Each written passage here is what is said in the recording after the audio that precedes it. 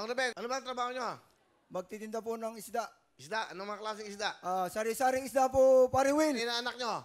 7, paring Will. At ipinagmamalaki ko, 3 na pagtapos ko ng kolehiyo, 2 guro at 1 HRM. Oh! Mga students, pakinggan nyo mga... Pang-4 pa ang aking misis. Mag-aaral yung misis nyo? Pinag-aral ko rin, paring Will. Ah, talaga? Ano ang pinag-aralan ng inyong asawa? Teacher din po.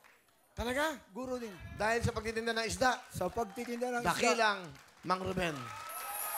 Ito, meron daw kayo mga retrato sa LED. Ano ba yung mga retrato niya? Tignan natin. Para ma-spark ng mga estudyante dito. Sino tong nasa una, sa kaliwa? Ito. Si Rhea, ang HRM.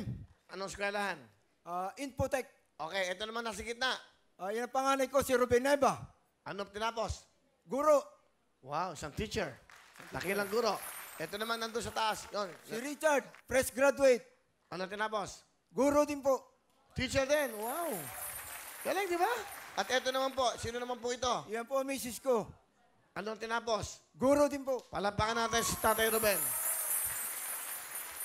Isang sidewalk vendor lang po, nagtitinda lang po ng isda. Napagtapos ang kanyang mga anak at syempre ang kanyang mahal na misis. Tatay Ruben, sino mga kasama nyo? Pakilala nyo na. Ipinakakilala ko po sa inyong lahat ang Eva ng buhay ko, si Mami Eva. Magandang tanghali. Hapon po, Kuya Will. Magandang hapon, ma'am. Ano pong gusto nyo sabihin kay Tatay Ruben sa asawa nyo? Ako po'y nagpapasalamat. Mahal ko dahil napagtapos niya ako ng mag-aaral. Tapos yung 3 naming anak. Ako'y nagpapasalamat sa kanyang kasipagan. Init at ulan, sinusuog niya para lang kumita ng pera. Para mabigyan kami ng magandang buhay. Salamat, mahal kong asawa, sa iyong pagpapakahirap. Mahal na mahal kita. Anong gusto nyo sabihin sa asawa nyo? Ma, salamat sa pangunawa mo at sa pagpatnubay mo sa akin. Hindi ka nagsasawa na ako ay alalayan. Bagaman minsan wala akong naiaabot sa iyo dahil kapos pa minsan sa puhunan ng benta. Inuuna ko yung hulugin sa Bombay. Kaya wala akong naiaabot sa iyo. Ganun pa man, nakakagawa ka ng paraan. Gastusin natin. Nananamsam ka ng kalakal.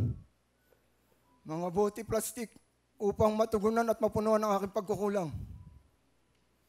Ma, mahal na mahal kita. Mahal na mahal din kita. May kasama kayo anak. Andiyan si Richard. Richard, asan si Richard? Ito ba yung nakatatapos na? Ipinakikilala ko po ang anak kong lumaki sa pagdidildil ng asin. Aya't kitang-kita niyo sa kanyang katawan, si Richard! Magandang hapon, paring Will. Ano tinapos mo? Bachelor of Secondary Education, major in Biological Science po. Wow.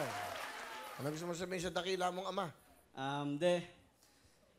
Salamat sa lahat ng sakripisyo mo sa aming 7 magkakapatid.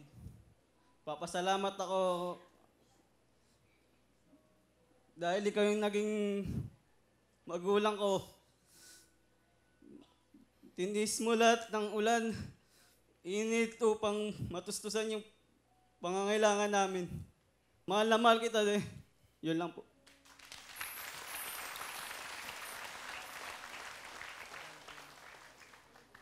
Richard, kung kayo ay may mga pagkakataon, i-grab agad ninyo kung kayo pinag-aaral ng magulang ninyo. Dahil hindi kami pabata, kami ay patanda. Samantalahin ninyo ang inyong opportunity hanggang kayo pinag-aaral ng inyong magulang. Mahal na mahal kita, Richard.